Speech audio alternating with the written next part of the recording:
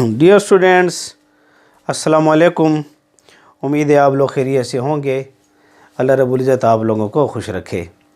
हमने first year की chemistry के पहले 2 चैप्टर जो हैं स्टॉकियोमेट्री और एटॉमिक स्ट्रक्चर को हम एंड कर चुके हैं।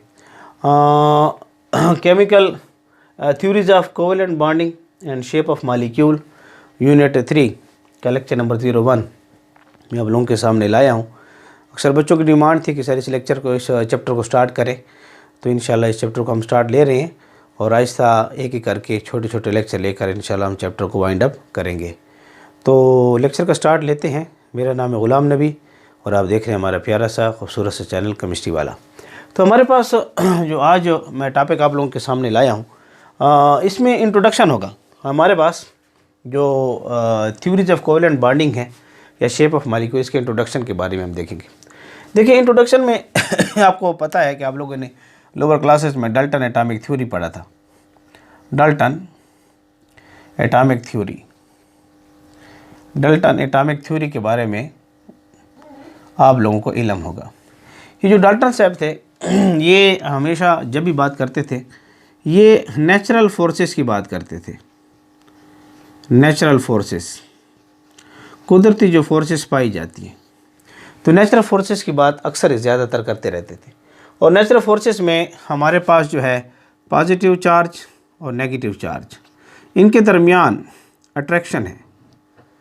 इनके दरमियान क्या है? अट्रैक्शन है, फोर्स ऑफ अट्रैक्शन। इसकी बात ज़्यादा करते थे।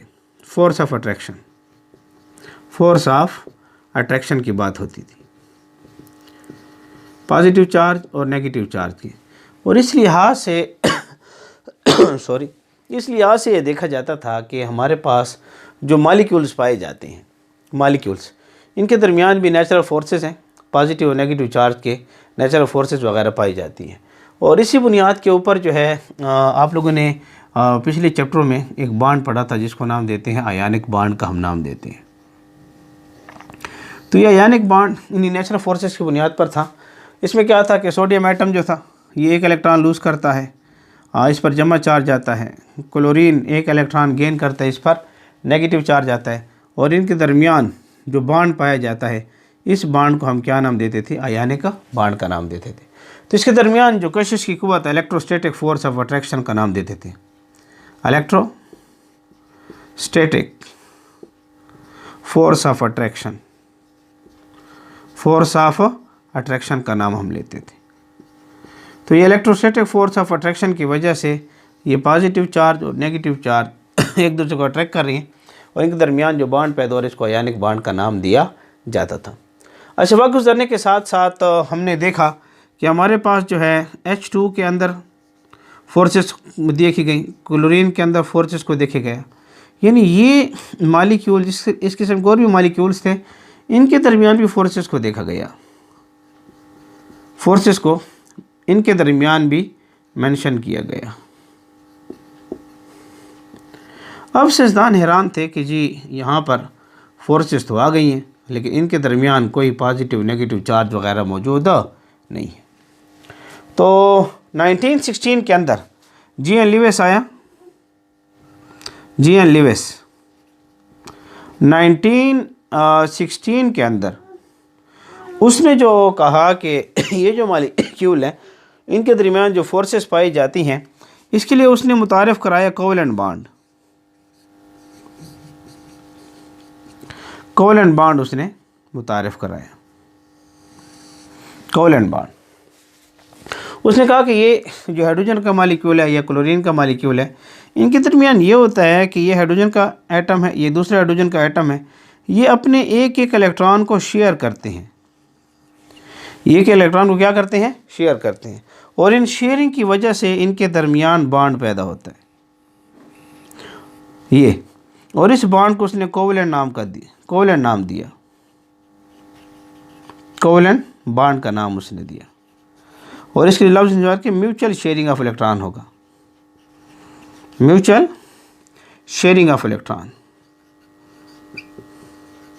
म्यूचुअल शेयरिंग ऑफ इलेक्ट्रॉन्स होगा, यानी इलेक्ट्रॉन्स की म्यूचुअल शेयरिंग होगी। और इससे जो बॉन्ड बनता है उसके कोवेलेंट बॉन्ड का नाम देते हैं।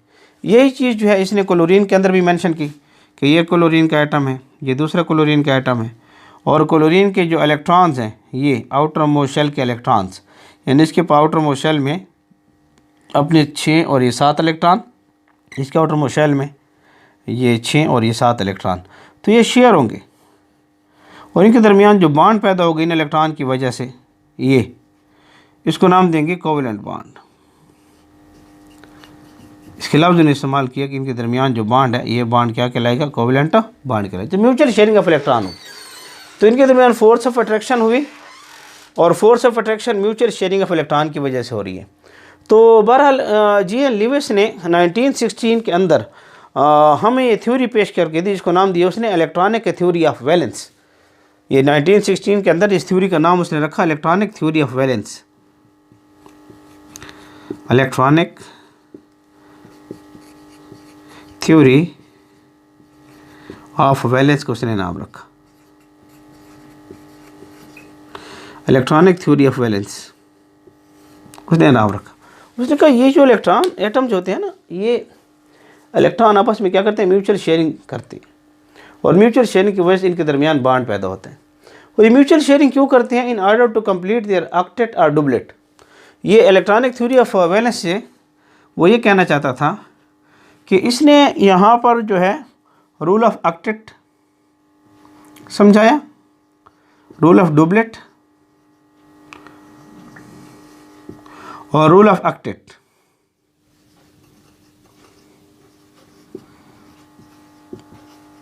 ये डुबलेट रूल और ऑक्टेट रूल इसने हमें समझाया। इसने कहा जितने भी एटम होते हैं जिनमें पॉजिटिव चार्ज मौजूद नहीं है, नेगेटिव चार्ज मौजूद नहीं है, यानी इलेक्ट्रोस्टैटिक फोर्स ऑफ अट्रैक्शन मौजूद नहीं है, तो वो चाहते हैं कि आउटर मोस्ट शेल में 2 इलेक्ट्रॉन लेते हैं। अगर आउटर मोस्ट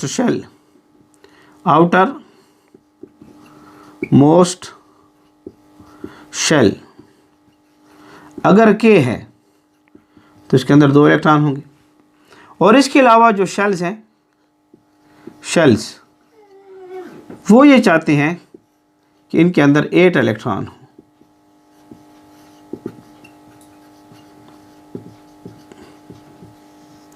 तो आउटर मोस्ट शेल में अगर 2 इलेक्ट्रॉन है तो उस वक्त स्टेबल होंगे।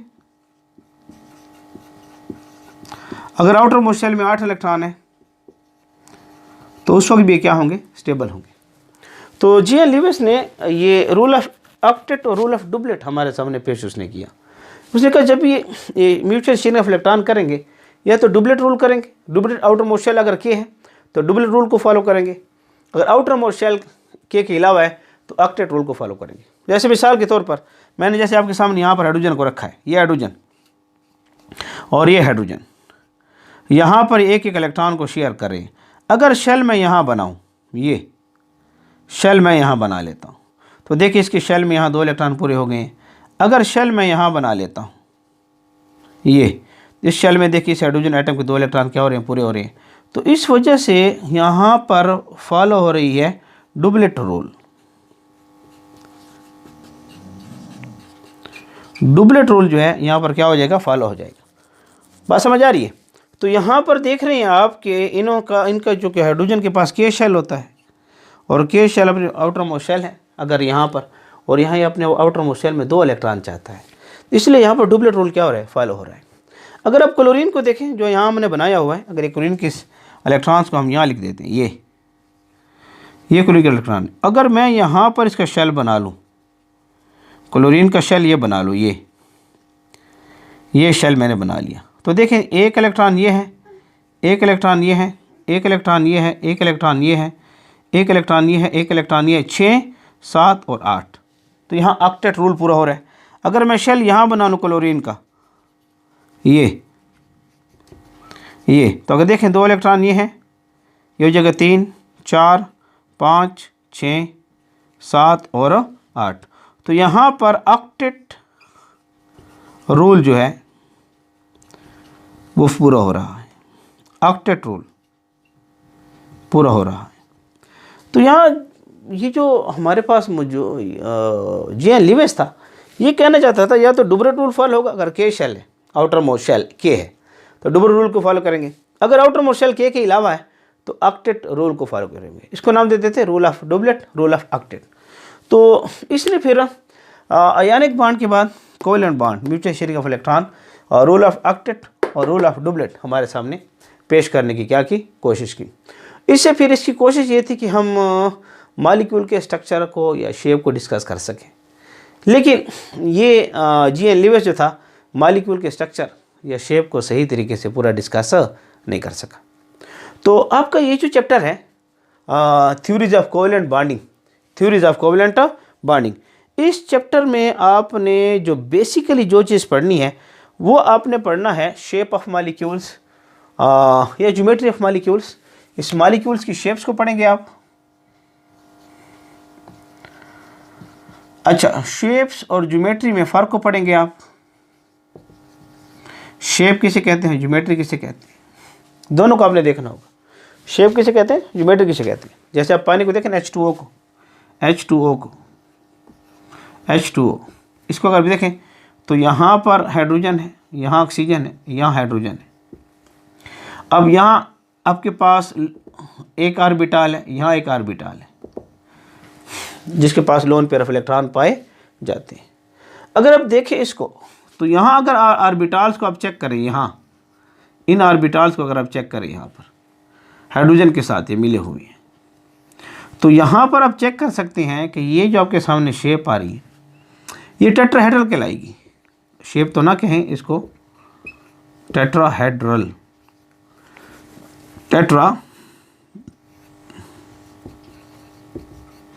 टेट्राहेड्रल का इस्तेमाल किया। अब ये ज्योमेट्री है, ये क्या है, ज्योमेट्री, जिसमें आपने बॉन्ड पेयर को भी देखना है। यहाँ पर ये बॉन्ड पेयर है इलेक्ट्रॉन जो बॉन्डिंग में हिस्सा ले रहे हैं, और लोन पेयर को भी देखना है। ये आपके पास लोन पेयर ऑफ इलेक्ट्रॉन है, ये जो बॉन्डिंग में हिस्सा नहीं ले रहे थे, लोन पेयर ऑफ इलेक्ट्रॉन। तो आपने लोन पेयर और बॉन्ड पेयर दोनों को देखना है। तो अब आप देख रही हैं ये ज्योमेट्री है, टेट्राहेड्रल हमारे सामने आ रहा है। अगर लेकिन आप इसको छुपा दें ऐसे, ये अगर मैं इसको ऐसे छुपा दूँ, ये अगर यहाँ पर इसको थोड़े की इसको मैं ऐसे छुपा देता हूँ, ये लोन पेयर ऑफ इलेक्ट्रॉन को, अगर आप यहाँ पर अब देखें तो ये आपके पास नज़र आएगी शेप, ये वी शेप कहें, उल्टा वी, या बेंड शेप कहें। तो ये आपको जो नज़र आ रही है ये शेप है। तो शेप में सिर्फ बॉन्ड पेयर को देखा जाएगा। अब इसको आप वी शेप कहें या बेंड शेप कहें, बेंड शेप का नाम दें इसको। तो ये चैप्टर आपको बताएगा कि ज्योमेट्री अलग चीज़ है और शेप अलग चीज़ है। शेप में सिर्फ बॉन्ड पेयर को देखा जाएगा, शेप में कंसीडर किया जाएगा सिर्फ और सिर्फ बॉन्ड पेयर को।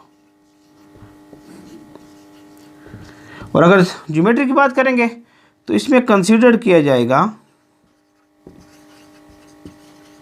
बॉन्ड पेयर को भी कंसीडर करेंगे प्लस लोन पेयर को भी क्या करेंगे, कंसीडर करेंगे। दोनों को कंसीडर किया जाएगा। तो ये चैप्टर आपको शेप ज्योमेट्री के बारे में बताएगा। अच्छा, मॉलिक्यूल्स पाए जाते हैं। अच्छा, याद रखिए शेप्स और ज्योमेट्री जो है ना, इन्हीं के ऊपर डिपेंड करती है। फिजिकल प्रॉपर्टीज हैं, फिजिकल प्रॉपर्टीज, और जो केमिकल प्रॉपर्टीज हैं। अगर आपको शेप का पता चल जाए, ज्योमेट्री का पता चल जाए, तो फिजिकल और केमिकल प्रॉपर्टीज को समझना क्या हो जाएगा, आसान हो जाएगा। दोनों प्रॉपर्टी को समझना क्या हो जाएगा, आसान हो जाएगा। ये हमें चैप्टर हमें बताएगा। इसके अलावा मॉलिक्यूल जो हैं, मॉलिक्यूल्स, इनकी पोलैरिटी को जिक्र करेगा, मॉलिक्यूल्स की पोलैरिटी को जिक्र करेगा। जैसे मिसाल के तौर पर हम HCl ले रहे हैं, HCl, इस पर पार्शियल पॉजिटिव चार्ज, इस पर पार्शियल नेगेटिव चार्ज। अब ये मॉलिक्यूल पोलर मॉलिक्यूल है, पोलर मॉलिक्यूल।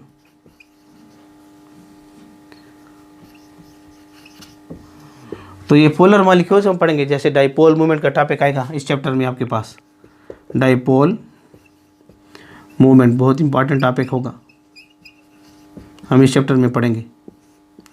पोलैरिटी के बारे में बताएगा आपको चैप्टर। अच्छा, ये चैप्टर आपको मज़ीद इन्फॉर्मेशन देगा, यहाँ लिख देता हूँ, ये चैप्टर आपको इन्फॉर्मेशन देगा बॉन्ड एनर्जीज के बारे में, बॉन्ड एनर्जीज के बारे में आपको मालूमात देगा। तो असल चीज़ जो है ना, ये चैप्टर आपको शेप्स और ज्योमेट्री के बारे में मालूमात देगा, शेप्स और ज्योमेट्री के बारे में ज़्यादा, क्योंकि इसी के ऊपर फिजिकल और केमिकल प्रॉपर्टीज़ क्या करती हैं, डिपेंड करती हैं। बॉन्ड एनर्जीज के बारे में मालूमात देगा, चैप्टर में पढ़ेंगे इसको तफसीलन इंशाअल्लाह अज़ीज़।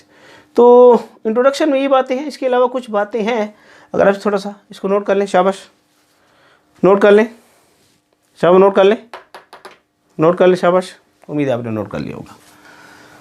इंट्रोडक्शन में यही बातें आपको याद होनी चाहिए, इंशाल्लाह तफसील इस चैप्टर की आएगी, हम इसको तफसीलन डिस्कस करेंगे ज़िंदगी वफ़ा की तो इंशाल्लाह। तो इसके अलावा जो है, जब भी हम शेप्स को देखते हैं ना, शेप्स को, किसी शेप्स को हम देखना चाहते हैं, तो इसके लिए जो है हमारे पास एक बेहतरीन तरीका जो पाया जाता है किसी मॉलिक्यूल की शेप को देखने के लिए, वो एक्स रेज डिफ्रैक्शन है। एक्स रेज डिफ्रैक्शन यानी अगर आप शेप्स को देखना चाहते हैं तो शेप्स के लिए हमारे पास क्या मौजूद है, X rays diffraction, X rays diffraction.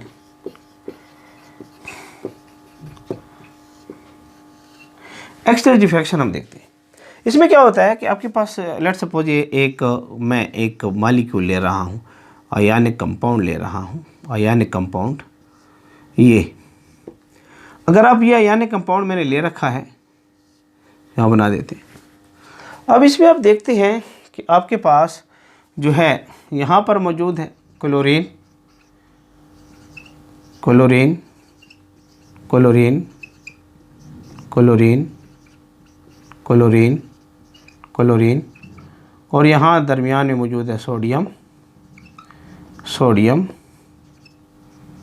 Sodium, sodium, sodium.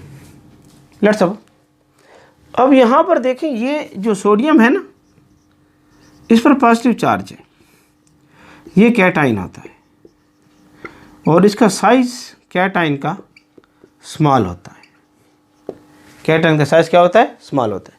अगर आप क्लोराइड्स को देखेंगे तो ये एनाइन होता है, और आउटर मोस्ट शेल में इलेक्ट्रॉनों की रिपल्शन होती है, एनाइन में आउटर मोस्ट शेल इलेक्ट्रॉनों की होती है, रिपल्शन होती है, इस वजह से एनाइन का जो साइज होता है ये लार्ज होता है। तो हम देखते हैं जो वाइड्स होते हैं ना, वाइड्स, वहाँ पर ये कैटाइन्स पाया जाएगा, वाइड से मुराद खाली जगह क्रिस्टल के अंदर वो कैटाइन्स पाया जाएगा। तो इसलिए यहाँ पर अगर क्लोराइड्स हैं तो यहाँ आपको सोडियम नज़र आएगा, ये जो खाली जगह है यहाँ क्लोराइड्स है। तो अगर इस स्ट्रक्चर को मैं कैसे देखना चाहता हूँ, अगर स्ट्रक्चर को मैं देखना चाहता हूँ, समझना चाहता हूँ, तो इसमें से एक्स रेज को गुजारा जाएगा, और जब एक्स रेज इसमें से गुजरेंगी तो एक्स रेज जो हैं इस तरह रोशनी पैदा करेंगी, डिफ्रैक्शन होगी एक्स रेज में, एंगल्स में ये क्या हो जाएंगे कि नॉर्मल इस तरह जा रहा है सीधा इस तरह, ये यहाँ पर बेंड हो गया, ऐसे एंगल पैदा होगा, तो यहाँ ये रोशनी पैदा होगी, जिसके लिए हम डिफ्रैक्शन का लफ्ज़ इस्तेमाल करते हैं,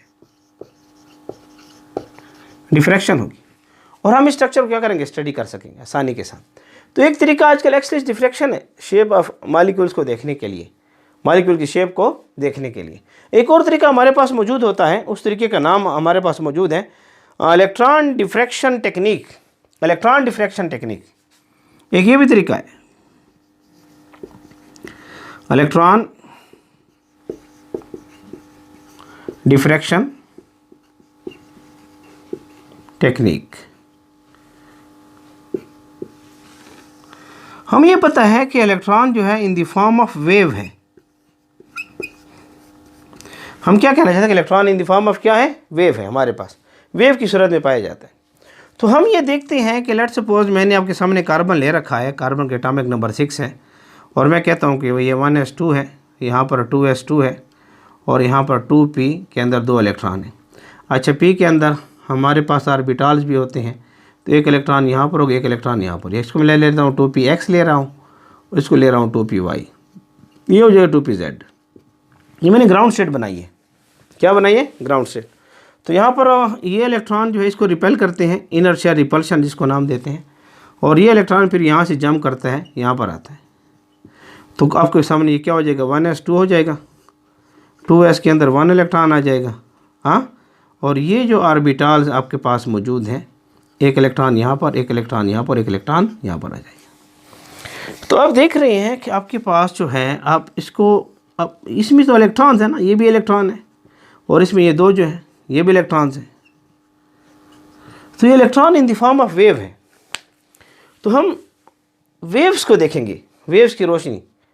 जब इलेक्ट्रॉन जो है इसको देखते हैं कि इन द फॉर्म ऑफ वेव्स है, तो हम इसकी डिफ्रैक्शन को देखेंगे, इसकी रोशनी जो पैदा हो, उस वेव्स को हम देखेंगे कि वो रोशनी हमें कैसी शेप दिखा रही है। तो कार्बन को देखा इसने हमें ऐसी शेप दिखाई, एस को देखा गया ये न्यूक्लियस है, ये न्यूक्लियस। S1s को देखा गया कि न्यूक्लियस के आसपास ऐसे मौजूद था, ये 1s था, 1s। 2s को देखा गया तो ये न्यूक्लियस के आसपास ऐसे मौजूद था, ये 2s हो गया। अब इसमें दो इलेक्ट्रॉन थे 1s के अंदर, ये इन द फॉर्म ऑफ वेव्स थे, और ये वेव्स बिल्कुल गोल थी, स्पेरिकल वेव हमें नजर आई थी। 2s के अंदर एक इलेक्ट्रॉन था, in the form of wave था, in the form of wave. और उसके बाद ये 2px है, ये 2py है, ये 2pz है। इसको x y z क्यों लिख रहे हैं? हमने वेव्स को देखा इलेक्ट्रॉन की रिफ्रैक्शन हुई, इलेक्ट्रॉन जब रोशनी पैदा कर रहे थे, और जब इलेक्ट्रॉन जब इन द फॉर्म ऑफ वेव्स थे, और जब ये किसी चीज़ से टकराने के बाद डिफ्रैक्शन यहाँ पैदा हो रही है, तो यहाँ पर जो है इनको देखा, ये x एक्सिस पर था, ये y पर था, ये z पर था। देखा गया इलेक्ट्रॉन पी ऑर्बिटल की शेप में पहले समझा चुका हूँ। अगर शेप ऑफ ऑर्बिटल्स को देखना चाहते हैं तो यूट्यूब पर टाइप करें shape of orbital by chemistry वाला, तो इंशाल्लाह टॉपिक आपको मिल जाएगा। तो क्या था कि यहाँ पर ये P है, PX ऐसे मौजूद था, ये PX हो गया, PY ऐसे मौजूद था, ये PY हो गया, और PZ ऐसे मौजूद था, ये PZ हो गया। तो इस तरीके से हमें, जब हमने एटम्स को देखा और इसमें से इलेक्ट्रॉन की वेव्स को गुजारा, और डिफ्रैक्शन की वजह से हमें ये शेप नजर आई, तो इसको नाम देते हैं इलेक्ट्रॉन डिफ्रैक्शन टेक्निक। तो इस लिहाज से हमने देखा कि हमारे पास जो है बहुत सारी थ्योरीज आई। जैसे कि हमारे पास एक थ्योरी आई valence shell electron pair repulsion theory, हम इस चैप्टर में इसको पढ़ेंगे। जैसे कि हमारे पास है valence bond theory, valence bond theory आई, तो इस चैप्टर में इंशाल्लाह हम इसको पढ़ेंगे। 30 नंबर के ऊपर जो है हमारे पास जो है molecular orbital theory, molecular orbital theory हमारे पास आई, इस चैप्टर में इनको पढ़ेंगे, इनकी तफसील आएगी हमारे पास। लेकिन अगर मैं नेक्स्ट लेक्चर जो दूंगा इनसे पहले, इन थ्योरी को समझाने से पहले जो मैंने लेक्चर देना है, वो होगा हाइब्रिडाइजेशन। पहले हम हाइब्रिडाइजेशन के कंसेप्ट को पढ़ेंगे। तो इस चैप्टर में हाइब्रिडाइजेशन अगर थोड़ा सा आगे है, लेकिन हम इसका पहला लेक्चर लेंगे इंशाल्लाह हाइब्रिडाइजेशन का। तो मेरा आज का लेक्चर था, मैं साइड पर हो रहा हूँ, इसको नोट कर लें, शाबाश नोट कर लें। इलेक्ट्रॉन डिफ्रैक्शन ये शेप नज़र आएगी, नोट कर लें, शाबाश, उम्मीद है आप लोग नोट कर लिए होगा। तो हमारा आज का लेक्चर था, बच्चे डिमांड कर रहे थे चैप्टर नंबर 3 का स्टार्ट लें, तो आज इसका इंट्रोडक्शन था। इंट्रोडक्शन के बाद इंशाल्लाह हमने पहला लेक्चर उसके बाद जो लेना है वो हाइब्रिडाइजेशन पर होगा। हाइब्रिडाइजेशन के बाद इंशाल्लाह अज़ीज़ हम ये वेस्पर थ्योरी है, वैलेंस बॉन्ड थ्योरी है, मॉलिक्यूलर ऑर्बिटल थ्योरी, और इस चैप्टर में जो बातें हम डाइपोल मोमेंट्स है, बॉन्ड एनर्जी है, पोलैरिटी है, इंशाल्लाह इन सारी बातों को तफसीलन डिस्कस करेंगे। तब तक हमारे साथ जुड़े रहें, बने रहें। अल्लाह रब्बुल इज़्ज़त आप लोगों को खुश रखे।